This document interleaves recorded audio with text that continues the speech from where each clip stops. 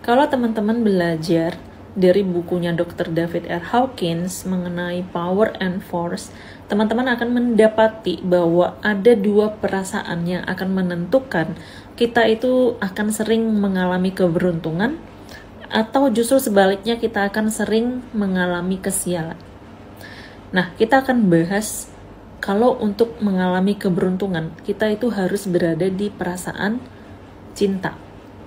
Ya, bagaimana caranya berada di perasaan cinta? Ya, yaitu dengan cara mindfulness. Ketika kita mindful, ya, kita enjoy the present moment, kita living in the present moment, di now, kita itu otomatis berada di energi cinta.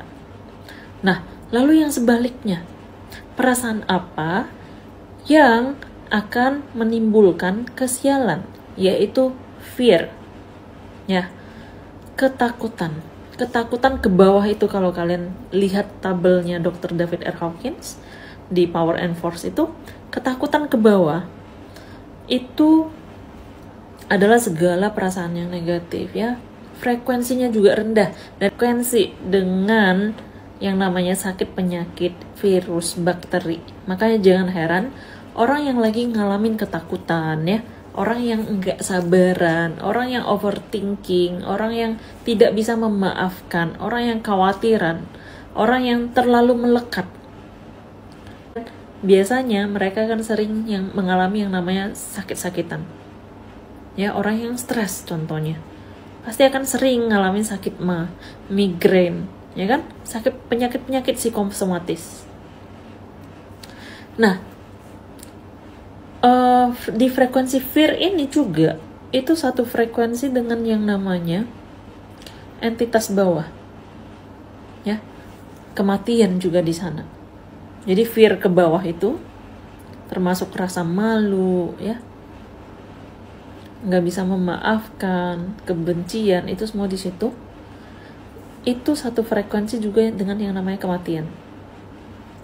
Terutama ketika orang ngerasa dirinya nggak berharga, itu dekat banget sama kematian. Makanya orang yang ngerasa dirinya nggak berharga, mereka yang ngerasa tertolak, mereka sangat sering memutuskan untuk mengakhiri hidupnya. Atau justru kebalikannya, mereka ingin mengakhiri kehidupan orang lain. Ya, karena satu frekuensi sama yang namanya kematian. Juga satu frekuensi dengan yang namanya entitas bawah.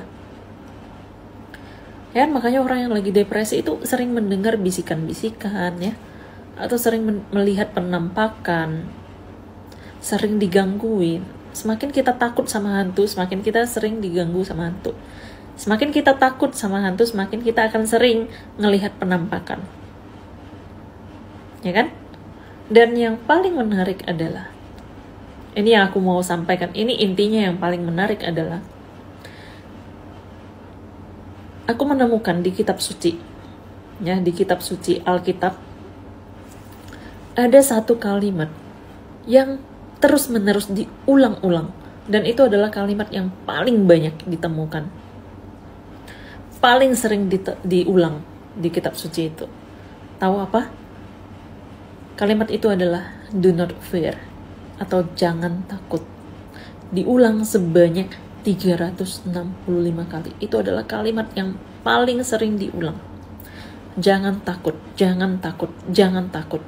Tuhan mau kasih tahu ke kita, jangan takut. Dalam 1 tahun kita punya 365 hari. Berarti Tuhan mau kasih tahu ke kita setiap hari, jangan takut.